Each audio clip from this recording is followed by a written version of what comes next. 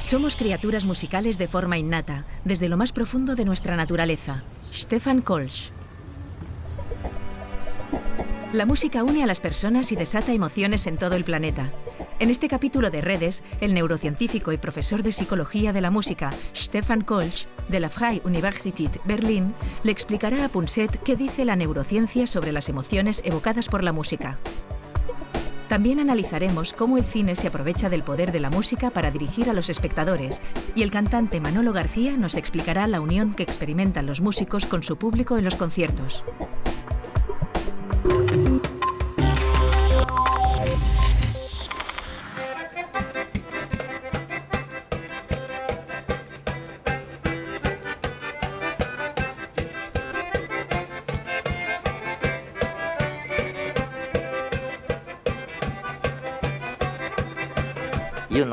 Sabes, algunos de tus amigos me dicen que nada tiene más impacto sobre el cerebro que la música.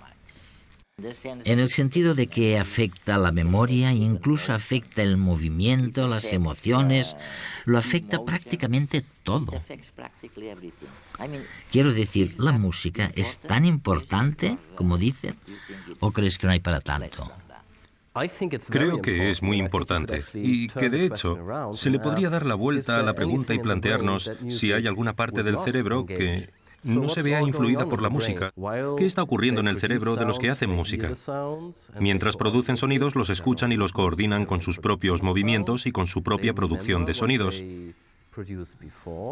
Recuerdan lo que han producido antes, así como lo que producirán después. Quizás recuerden la canción, la letra.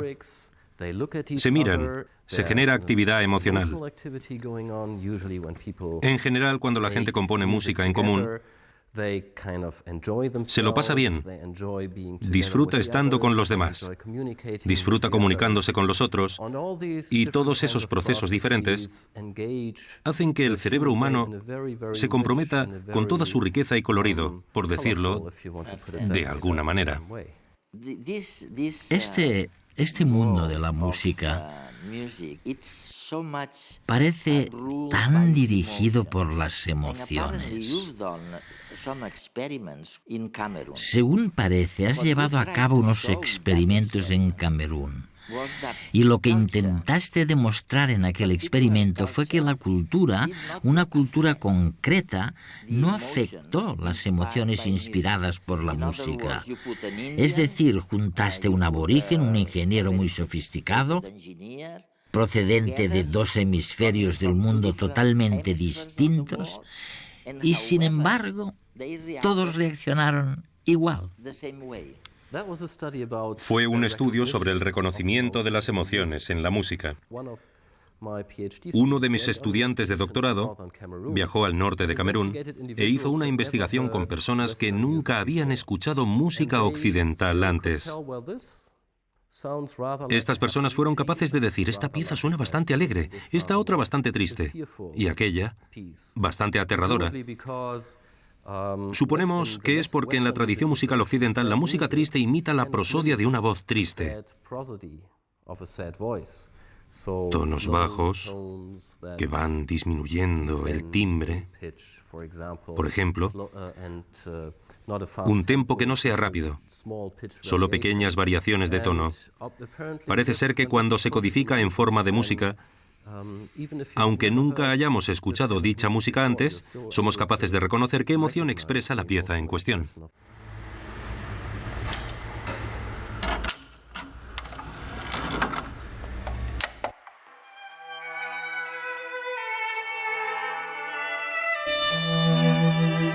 Hay canciones que consiguen ponernos tremendamente tristes. Suenan los primeros acordes, se nos hace un nudo en el estómago, nos asaltan los recuerdos. Y según el día que tengamos, puede que no nos sintamos con fuerzas para sumirnos en la tristeza más profunda. Otras canciones, en cambio, nos contagian alegría, buen humor. Que escuchemos una canción y la entendamos es algo extraordinario.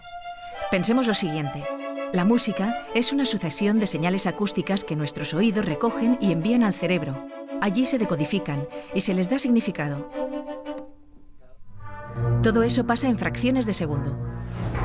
Para ello, el cerebro tiene que involucrar a las emociones, unas de las encargadas más importantes de convertir el sonido en algo comprensible.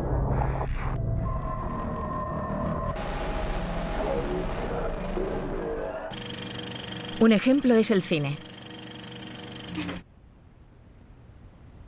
Hoy en Redes vamos a hacer un pequeño experimento. Hemos grabado una escena y Baldo, músico y compositor, nos va a ayudar a darle sentido. Él suele componer las bandas sonoras de obras de teatro y películas. La música básicamente lo que hace es resaltar las emociones. Es como una especie de guía para el espectador para indicarle por qué territorio de sensaciones nos vamos a mover. A veces la música avanza al susto, o a veces dilata una escena para hacerla más larga, o a veces una persecución es mucho más trepidante. Vamos a hacer un juego que me habéis propuesto, que es un poco un atraco, pero que puede ser interesante. Voy a musicar a tiempo real, en directo, una película. Vamos a jugar llevándola a territorios completamente distintos. Vamos a hacer creer al espectador que hay dos personajes que se tienen miedo, o al menos uno le tiene miedo al otro, o vamos a hacer que estos dos personajes, vamos a hacer con la música, que se cree un clima romántico y que puede ser que se lleguen a enamorar.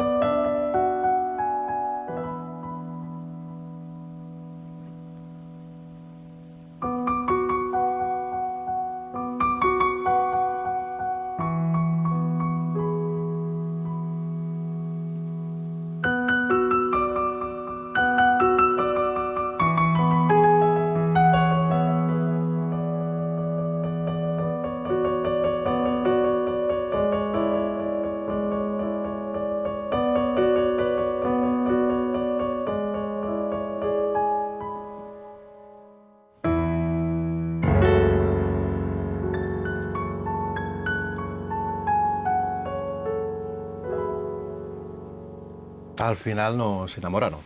Vamos a coger la misma escena y a darle otro matiz completamente distinto. En este caso vamos a crear una tensión entre los dos personajes y nos serviremos de notas disonantes, de sonidos que no nos suenan amables al oído.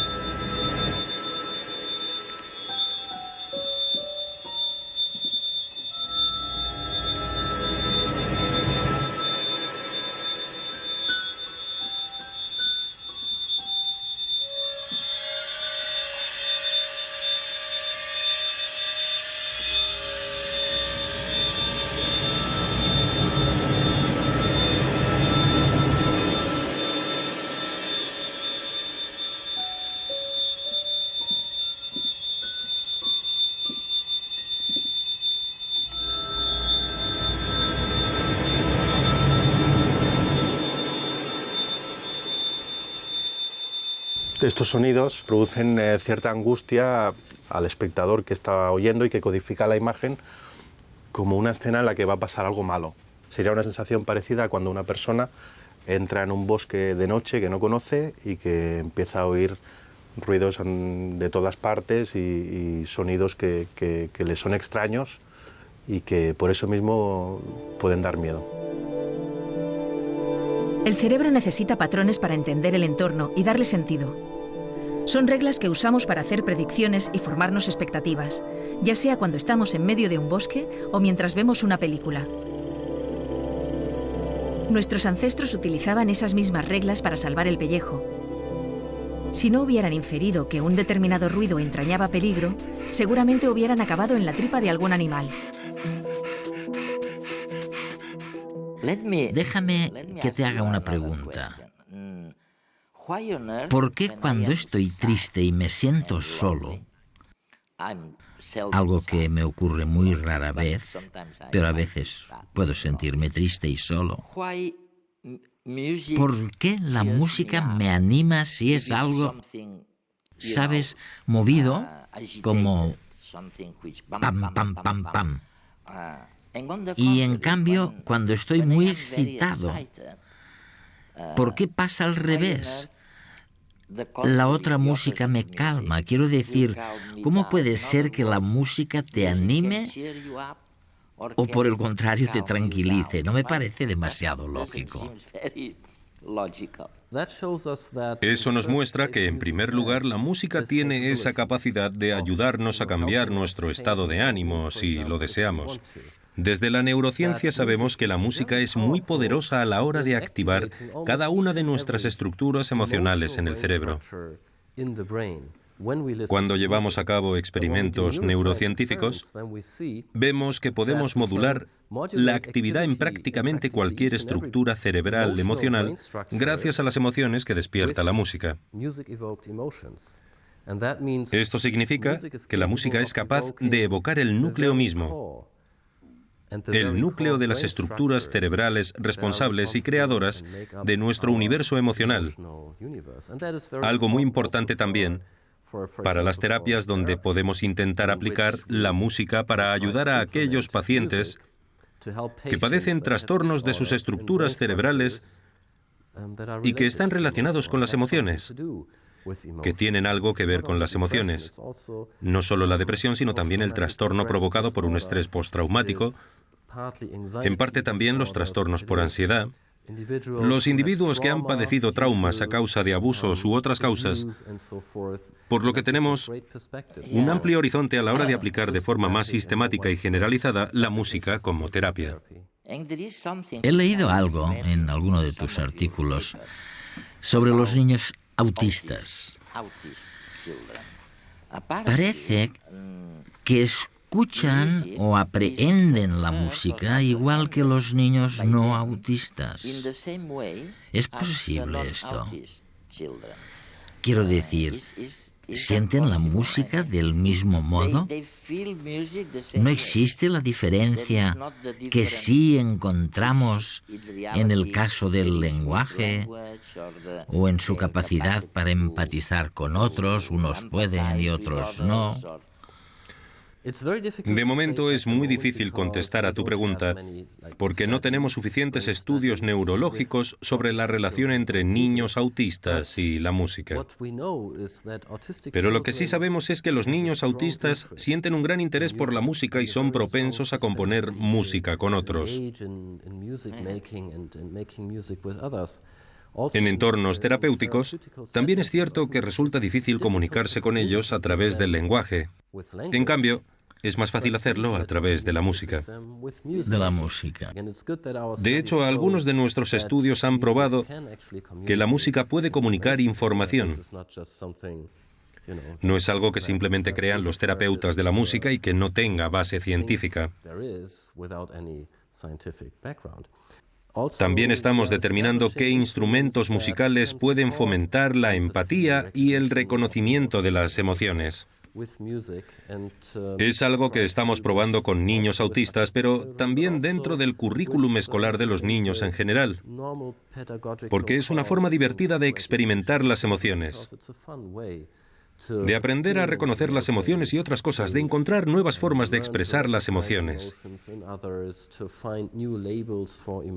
de ampliar el vocabulario referente a las emociones.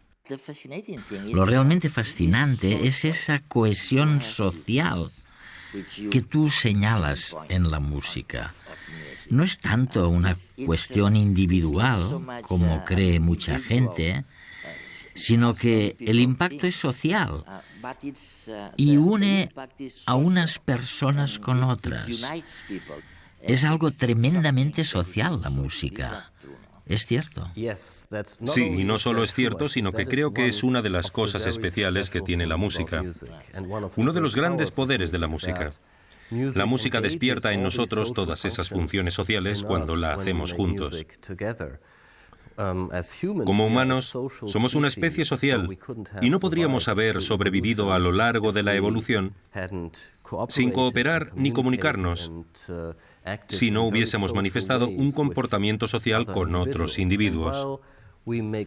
Mientras hacemos música, volvemos a vivir todas esas experiencias y ponemos en marcha todas esas funciones sociales. Es decir, averiguamos qué quiere el otro, o qué intenta, o qué desea, o qué cree, sin que nos lo diga explícitamente. Hay experiencias emocionales en las que después de hacer música juntos, todos nos sentimos felices, mientras antes, en cambio, quizás estábamos enfadados. Y el resultado de todo ello es esa especie de cohesión social. Nos gustamos más que antes, estamos más unidos que antes, confiamos más los unos en los otros, pensamos que el otro nos ayudará cuando nos sintamos solos o tengamos un problema. ¿Podríamos decir que si habláramos menos y escucháramos más música, habría más altruismo en la sociedad? Creo que deberíamos hacer ambas cosas. Si bien es cierto que existen algunas sociedades donde, si dos personas están enemistadas y acuden a los tribunales, no es un tribunal real porque no tienen la organización social que tenemos nosotros, se espera de ellos que canten. No pueden pelearse. Bueno, pueden exponer el motivo del enfrentamiento, pero tienen que cantar el motivo de la pelea. Así es, resulta increíble, ¿no? Porque la gente no puede mentir con la misma facilidad cuando canta y se enfrentan unos a otros de una manera mucho más cooperativa. De un modo que tiene mucho más sentido que cuando simplemente nos gritamos. Hay sociedades sin escritura, pero ninguna sin música. Las melodías nos unen, nos hacen compartir estados de ánimo, forjan lazos sociales y fomentan la cooperación. En algunas culturas incluso se usan como forma de rebajar tensiones y para solucionar diferencias entre personas. Se ha visto que al escuchar música se activan las áreas del cerebro que se encargan de la imitación y la empatía. Son las zonas donde están las neuronas espejo, que actúan reflejando las acciones e intenciones de los otros como si fueran propias. De esta forma podemos sentir el dolor de los otros, su alegría, su tristeza, imitar sus acciones. Quizás por eso la música es capaz de tocar nuestras emociones y crear lazos sociales, porque nos permite compartir sentimientos. A lo largo de la historia, los seres humanos nos hemos unido para bailar, cantar y celebrar rituales. De hecho, no hay celebraciones que valgan que no tengan música, y eso ha sido así desde las primeras tribus hasta los conciertos actuales de rock.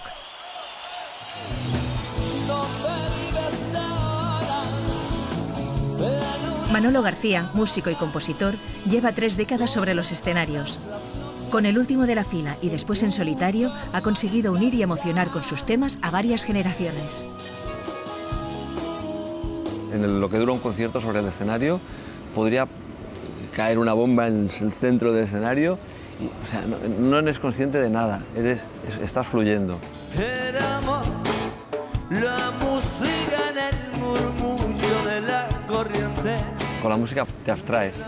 Bueno, pues todo el mundo en los conciertos yo lo noto, en ese compartir, en esa misa, en esa comunión público-artista o músico, que es un viaje de ida y vuelta, es un toma daca, es lo mismo. Conseguimos una temporalidad, hay momentos de emoción, hay momentos de tener que parar.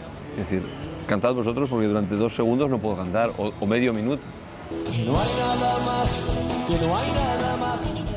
El escenario lo que provoca es una euforia máxima, porque ves a la gente contenta y eso es una felicidad. Ves que tus canciones provocan una situación de alegría. Para mí es estupendo, es un efecto benéfico, ¿no? Tú sales y tienes ganas de ese abrazo imaginario, ¿no? Estamos todos abrazándonos, quizás suena un poco tonto, pero es como esa necesidad de bueno, somos piña, somos tribu, somos un poco ancestral, ¿no? En la profunda fronda que adormecida fiera. Me gusta, pues eso, compartir las sensaciones, y la canción es una manera óptima de compartir sensaciones, de buscar certezas, de decir sí, es así. Probablemente nos estamos equivocando los 7.000 o los 4.000, pero en ese momento es así, porque pensamos todos, claro, es así. esta canción dice esto y todos estamos de acuerdo. Igual es un gran error, pero es un error compartido, con lo cual es menos error.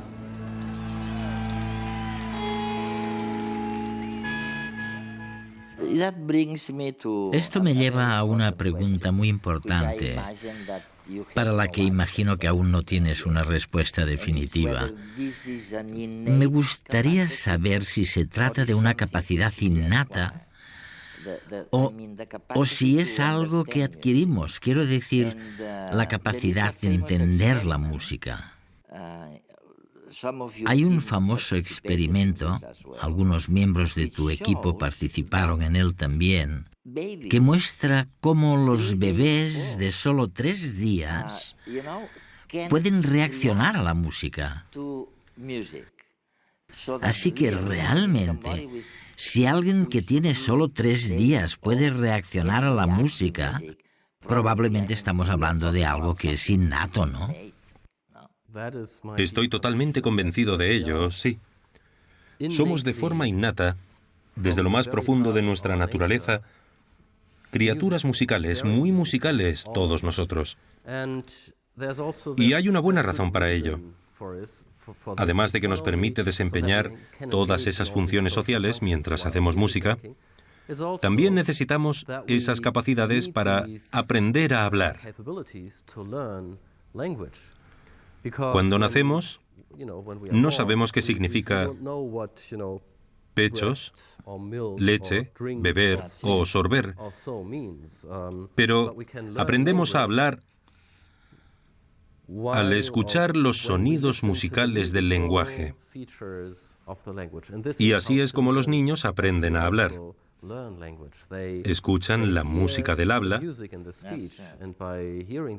y al hacerlo también entienden el lenguaje. No es el único aspecto del lenguaje que aprenden.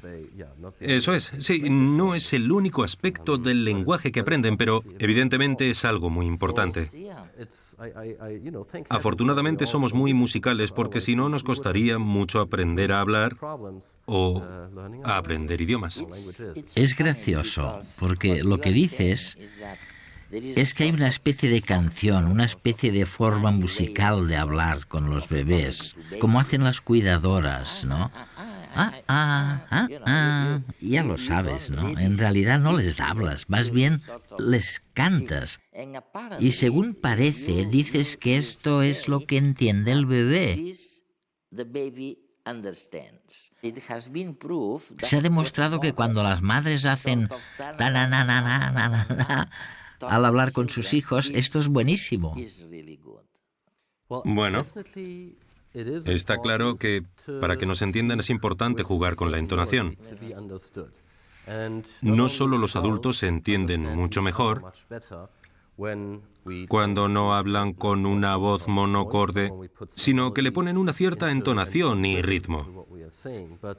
En el caso de los niños también es muy importante porque hay estudios que demuestran que si los padres no hablan con sus hijos jugando con la entonación, los niños son mucho más susceptibles de padecer trastornos del habla y del lenguaje. Es increíble, ¿verdad? Es fantástico. ¿Sabes? Solo con escucharte, increíble. ¿No es fantástico? Increíble. ¿No es fantástico? Ya hay un cierto ritmo. Y además, tienes una voz muy melódica. Tu voz sube y baja. Me muestra subiendo y bajando el tono, yendo más rápido y más despacio. ¿Dónde están los límites de las frases? ¿Dónde se acaba la frase? ¿Cómo te sientes? ¿Cuánto deseas que algo ocurra? ¿Qué deseas? ¿Cuáles son tus intenciones? Y cosas semejantes.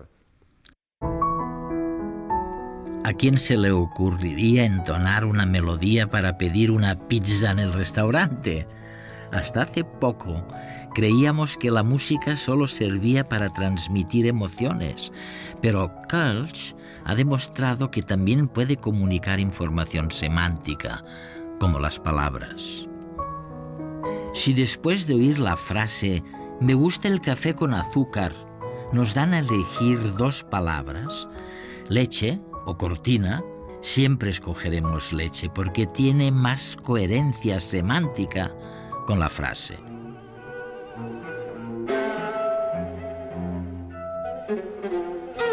Esa coherencia desata una reacción en el cerebro que se puede medir y que sucede también al escuchar música. Por eso, después de escuchar el terceto de cuerdas de Schoenberg, todo el mundo elige la palabra aguja. Resulta que Schoenberg había dicho que esa música era una descripción de las punzadas que había sentido durante un infarto.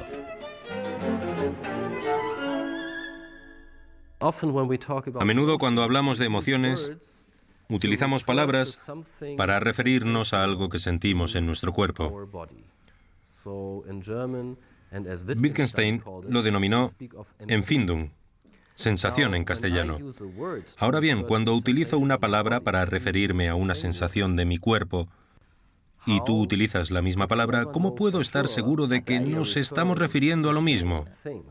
Dado que no existe una correspondencia unívoca en el cerebro entre nuestras sensaciones por un lado y nuestros centros lingüísticos por el otro, tiene que producirse una transformación de la información desde las sensaciones al lenguaje. Y nunca se sabe. Y nunca se sabe, pero ¿y si utilizamos la música? ¿Y si utilizo la música para evocar algo en ti, sensaciones o Empfindung, que se parezcan a los Empfindung y sensaciones que tengo en mi cuerpo? A veces la música puede hacerlo mejor. Con la música podemos comunicar esa información incluso sin que se vea distorsionada por las palabras. De hecho, a menudo le digo a la gente o les recuerdo que el lenguaje no es, como ellos creen, algo para hacerse entender, sino que es un instrumento maravilloso para confundir a los demás. Creo que en el caso de la música no se puede decir lo mismo, es más veraz. O sea que realmente,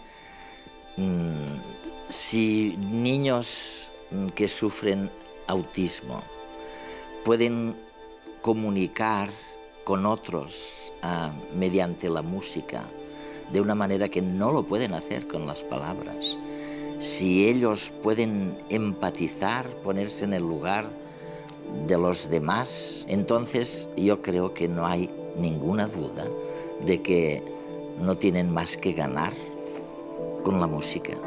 Y no es seguro que siempre sea así con las palabras. No existe casi ninguna parte del cerebro que no se vea afectada por la música. Stefan Kolsch.